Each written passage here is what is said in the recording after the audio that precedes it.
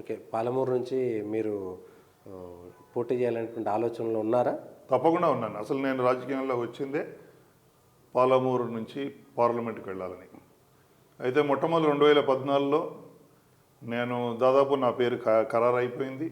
అయితే నాగం జనార్దన్ రెడ్డి గారు నాకంటే అనుభవజ్ఞులు రాజకీయంలో. వారు బీజేపీలో చేరారు. అప్పుడు వారు ఎంపీ టికెట్ ఆశించారు కాబట్టి వారి గురించి నేను తప్పుకొని వారు గెలుపు కొరకు ప్రయత్నం చేయడం జరిగింది.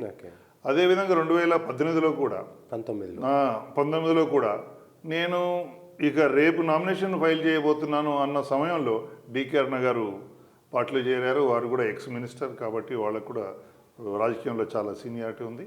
సో వారు పోటీ చేయడానికి ఇష్టపడ్డారు కాబట్టి వారిని గౌరవించడం మర్యాద అని వారికి టికెట్ ఇచ్చినప్పుడు కూడా నేను కూడా మళ్ళీ డికే అరుణ గారి గెలుపు కొరకు శాయశక్తులు ప్రయత్నం చేశాం.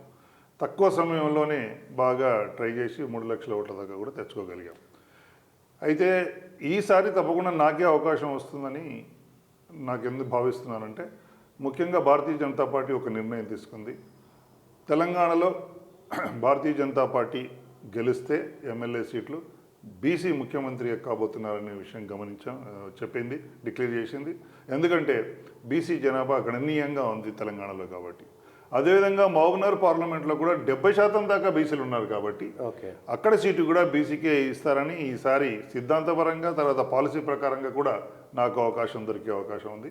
ఎందుకంటే నేను 2 సార్లు త్యాగం చేశాను కాబట్టి 3వసారి తప్పకుండా నాకే అవకాశం వస్తుంది. కానీ ఈసారి వాళ్ళు డికే అరుణ లాస్ట్ టైం కంటెస్ట్ చేశారు, ఈసారి ఎమ్మెల్యే కూడా చేయలేదు కాబట్టి అడుగుతారు. ప్లస్ జితేందర్ రెడ్డి గారు ఎక్స్ఎంపీగా ఉన్నారు, పోయినసారి ఎన్నికల ముందు వచ్చారు, పోటీ చేయడానికి ఆసక్తి ఉంటుంది. ఆచార్య నేను కల్వకుర్తి నుంచి ఓడిపోయాను కాబట్టి నాకు టికెట్ ఇవ్వడంలో తప్పలేదు, నేను ఎంపీ పోటీ చేస్తా అంటున్నారు. ఇంత పోటాపోటీ ఉన్నట్టుంది మహబూబ్నగర్. 14 సంవత్సరాల నుంచి నేను పార్టీలో ఉన్నాను, చూస్తున్నాను. వీళ్ళందరికీ కూడా అవకాశం వచ్చింది ఏదో ఒక రూపంలో పార్టీ. కానీ నాకు మాత్రం ఏ అవకాశం రాలేదు కాబట్టి తప్పకుండా ఈసారి నాకే అవకాశం వస్తుందని సంపూర్ణ విశ్వాసంతో ఉన్నాను. పార్టీ మొత్తం మీ చేతిలో పెట్టారు కదా, ఖజానా అంతా. రెగ్యులర్గా నా విధులను ఎలాగో నిర్వహిస్తున్నాను. కానీ పొలిటికల్గా కూడా నా యొక్క గోల్ అదొకటే, ఎంపీగా వెళ్ళడాలని.